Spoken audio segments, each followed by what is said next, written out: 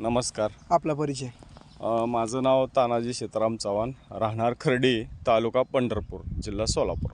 हे डाळिंब जी लावली तुम्ही, कसं तुमच्या डोक्यात आलं विचार आला हे डाळिंब लावायला लागते आपल्याकडे? आता आपलं पंढरपूर तालुका आणि खर्डी गाव विचार केला तर आपले हे अवर्षणामध्ये येतं, म्हणजे दुष्काळ भाग आहे आणि पाण्याची कमतरता आहे आणि ऊसासारखी पिकं किंवा मकासारखी पिकं आपल्याला परवडत नाही. त्यामुळं थोडं वेगळं काहीतरी करावं म्हणून आपण ह्या डाळिंब क्षेत्रात निवड केली आहे. पूर्वी थोडी जुनी पद्धत वापरत होतो, पण ह्या 2-3 वर्षामध्ये एक आमच्या बहिणीच्या इकडं एक साहेब आहेत आणि त्यांचं मार्गदर्शन घेऊन आपण थोडं ही नवीन पद्धत केलेली आहे. आता ह्याच्यामध्ये कसं आहे की प्रवीण एक खोड पद्धत हे त्यांचं ते नाव आहे आणि एका खोडावरती त्यांनी ही डाळिंब आणलेली आहे. आता तुम्ही जर बघितली व्यवस्थित तर मी कॅमेरामॅनला सांगतो की ह्या बाजूला तुम्ही बघा, तर एका खोडावरती हे सगळं आपलं सेटअप केलेलं आहे. आम्ही भरपूर ठिकाणी बघितले, कारण की जिथं जाईल तिथं एक 3 ते 4 खोड असतील, तरी तुमच्या इथे एकच खोड दिसते. हा, तर हे खोडाचं हे नियोजन कसं आहे, त्यांनी त्या कामासाठी त्यांची स्वतःची नर्सरी आहे आणि त्यासाठी त्यांना अवॉर्ड पण मिळाले.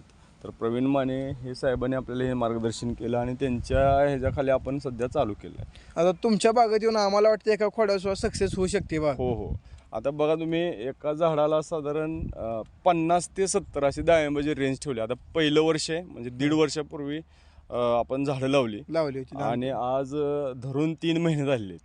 आता महिना आपला साधारण कुठला जुलै, तर ह्याला एक म्हणजे 3.5 महिन्याची फळं आहेत. 300 ते 350 ग्रॅमपर्यंत सध्या ह्याचं वजन झालेलं आहे. याला पेपर मारलेला आहे आणि ताराचा आधार देऊन त्याला बांधलेला आहे. जेणेकरून काय होते की एक खोडचा फायदा काय की तुम्हाला ह्यातनं वारं जाते, हवा, औषधं बसतील चांगली, गवत वगैरे वाढत नाही बुडामध्ये. आता हे पावसामुळे गवत दिसते, पण आपण ह्याला ब्रश कटर करतो आणि त्यामुळे हे स्वच्छ राहतात आणि शेतकऱ्याला ह्याचा फायदा नक्की होतो. आता हे झाडं लावताना जे तुम्ही लहानपणी म्हणजे ते गोटी काय असते वगैरे रोप त्याचं रोप आणलेलं आपण, ही नर्सरी आहे तिथनं डायरेक्ट रोप आणलेले आहेत आणि ते नर्सरी पण त्या जे प्रवीण साहेब आहेत त्यांच्याकडूनच आपण आणलेले आहेत. कितीतरी वय त्याचं, मग किती दिवस होते कालावधी त्याचा? नर्सरीत साधारण त्यांनी 1 महिना 1.5 महिना जे काय त्यांची प्रोसेस असते ती करतात आणि नंतर मग विकतात. साधारण 2-3 प्रकार असतात. गुडघे एवढी झाली की विकतात किंवा मोठी पण विकतात. 100 रुपयेवाली आहेत, 30 रुपयेवाली. आपण 30 रुपयाची रोपं आणलेली आहेत. जात कोणती आहे रोपांची? आता ह्याने हे नवीन विकसित केलेले आहे. प्रवीण एक खोड, त्यांनी नाव पण त्याला तेच दिले, प्रवीण नवीन व्हरायटी आहे ती नाव दिलेलं आहे त्यांनी.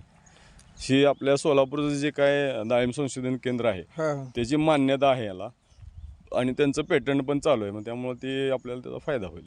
काय चालू आहे डाळिंबीचा रेट सध्या मार्केटमध्ये? मार्केट आता बघा, ह्या 2 वर्षात तर बघतोय आपण, चांगला माल शायनिंग असेल तर 100 रुपयाच्या आत काय आलेलं नाही. मग क्वालिटीवर असते शेवटी. साधारण 80 ते 100 ही सध्या रेंज चालू आहे. तुमची काय असेल किती गावापर्यंत काय? तरी बी अजून तुमच्या मालाला 2 महिने माल वेळ लागल, पण चांगला माल आहे, पेपर वगैरे मारलेला आहे, त्यामुळे क्वालिटी 100% जी येणारच आहे. आणि डाळिंबाला एका झाडाला साधारण 50 ते 60-70 अशी रेंज आहे. त्यामुळे ह्याची साईज येईल आणि चांगला रेट सापडेल. आता हे पावसाचे दिवस काय अडचण? हे पावसाची अडचण आहे सध्या, कसं वातावरण खराब आहे सध्या, त्यामुळं तेलकट तेल ही म्हणते ती प्रमाण जादा हे राहतं पावसामुळे. हो, पण त्याला वेळेत काळजी घेतली, जरा स्वच्छता व्यवस्थित ठेवली तर कुठेही आपल्या इथं बागात तुम्ही बघा फिरून, तेलकट वगैरे दिसत नाही आणि चांगल्या क्वालिटीची डाळिंब आहे. झाडं जाण्याचा जो प्रकार आहे सध्या, पिनहोल एक नवीन प्रकार आलेला आहे ते, त्यामुळं आपल्या सांगोल तालुका असेल, पंढरपूर तालुका असेल, तर जी जुनी बागायत आहे त्याच्यामुळे संपली नाही. लय ठिकाणी झाले, इथंच नाही सगळीकडे झाले. ही नवीन पद्धत चांगली आहे. ह्याचा जर अवलंब केला तर शेतकऱ्याला 100% त्या सगळ्या गोष्टीतनं आपल्याला टाळता येते आणि पुढे जाऊन आपण फायदा घेऊ शकतो. आता तुम्ही ह्या बागाला स्प्रे कशाने देता? स्प्रे आपला ट्रॅक्टर आहे, छोटा 728 म्हणजे टाफी ट्रॅक्टर आहे, त्यानं आपण स्प्रे घेतो सगळे. आणि मी आंतरमशागत मेहनतीला ती छोटा ट्रॅक्टर आपल्याकडे आहे, त्यामुळे सगळं व्यवस्थित चाललंय. आता हे तुम्ही रासायनिक वापरता का जैविक वगैरे? एका कुठल्यावर आम्ही आधारित नसतो, कारण कसं आहे, नुसतं जैविक किंवा नुसतं रासायनिक, जास्त केमिकल पण चालत नाही. दोन्ही मिक्स करून वापरावं लागते. वातावरण बघून, सध्याची परिस्थिती बघून आपल्याला थोडं स्प्रे बदलावं लागतं, आलटून पलटून सगळं घ्यावं लागतं. म्हणजे जे साहेब सांगतील तसं आपल्याला माहित नाही, किंवा आपल्याला बी थोडीफार जी वातावरणानुसार जी काय थोडी माहिती असते ती सल्ला घेऊन आपण करावं लागतं. आता डाळिंबीवर कॉमन सगळ्यात ज्यादा रोग चालणारा कुठला? सध्या शेतकरी जो आपला संपलेला आहे किंवा हवालदिल झाला आहे तो 2च रोग आहेत. एक आहे पिनहोल बोरर आणि तेलकट तेल्या हा रोग आहे. त्याच्यामुळं सगळे शेतकरी उद्ध्वस्त झाले. ते काय पर्याय आहे काय? आता त्याला तसं कुठलंही पर्याय अजून तर कोणीच शाश्वत असं सांगत नाही. पण हे आपण स्वच्छता ठेवणं किंवा पहिल्यापासून जे काय झाडांची निरोगी राखणं, हेल्दी झाडं बनवणं, ह्या 2 गोष्टी कराव्या लागतात तर मग ते सक्सेस होत आहे. ते तुम्ही आता डाळिंब जे धरले आतापर्यंत तुम्हाला तरी खर्च किती आला ह्याचा? ह्याला सगळं लागवडीपासून पूर्ण सगळं म्हणलं तर आपल्याला साधारण 2 लाखापर्यंत सध्या बजेट गेलं. लागवडीपासून 2 वर्ष झाले. हे सगळे वर बांधून वेळू झाडं लावणं, रोपं लावणं, इतर खर्च, स्प्रे, खतं, लेबर आपला सगळं 2 लाखापर्यंत सगळा खर्च झाला. आता याला पाण्याची नेमकी सोय कशी असते? बोरचं का विहिरीचं? आपलं कसं आहे, विहीर आहे, बोर आहे आणि शेततळ आहे. शाश्वत पाण्यासाठी आमच्या वडिलांनी 4-5 वर्षापूर्वी शेततळं केलेलं आहे. त्याचा जो आम्ही वापर करून सध्या बागाचं नियोजन करतो. तर म्हणजे चांगलं पाणी कोणतं हे बागाला देण्यासाठी? शेततळ्याचं म्हणजे साठवून ठेवलेलं कसं काय? साठवलेल्या पाण्याचा काही परिणाम होत नाही, कारण आपण बघतोय की सगळी धरणं हे साठलेल्या पाण्याचीच असतात. त्यामुळे त्याचा काही परिणाम होत नाही. फक्त कसं असतंय की कॅनलमध्ये वगैरे जे गवत आहेत, तेले डाळिंब लोक ते म्हणता येईल सगळ्यात जास्त खोड आणि एक खोड ह्या शेतकऱ्याला फायदेशीर कुठला आहे नेमकं?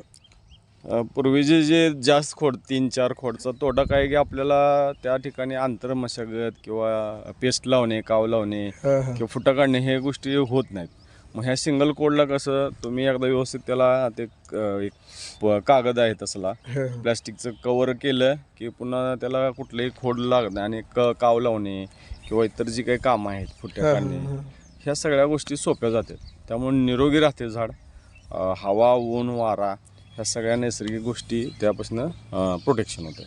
हा त्याचा फायदा आहे. आता तुम्ही पहिल्या पिकाई बघा किती क्षेत्र आहे एवढं सगळं डाळिंब? हे सगळं 1-1.5 एकर आहे आणि सगळी झाडांची संख्या 750 झाड आहे. 750. तुम्ही एवढ्यात किती धरले? मी किती टन निघेल काय तुमच्या अशा पहिल्या पिकाई बाग आहे? सहजासहजी माणसाला धरत नाही, झाडं मोठं वाढण्यासाठी त्याला स्प्रे मारतात. आपण मग साधारण 7 ते 8 टनाचं साधारण 1.5 एकरात सगळं होईल असा अंदाज. पूर्ण क्षेत्र धरलेत. आता तुम्ही स्प्रे प्रत्येक स्प्रेला किती खर्च येतो तरी साधारण? आता सध्या औषधांचं रेट वाढल्यामुळं काय होते, साधारण 2,500 ते 3,000 पर्यंत एक ब्लोअर 600 लिटर आपल्याला फवारताना खर्च येतो. 600 लिटर पाण्याचं? 600 लिटरचा एक ब्लोअर असतं. त्याचा खर्च जाते 2.5 ते 3 त्या दरम्यान जातं सगळं. म्हणजे सगळं आलं त्यात, डिझेल, औषधं आणि करणाराचा खर्च. आता सध्या तुम्ही स्वतः राबता का काय लेबल हे आहेत? नाही, आपल्याला कसं शेतात मी थोडं बाहेर असतो त्यामुळं आमची मॅडम आणि गडी असतात किंवा बायका लागेल तसं आपण गडी लावून करतो.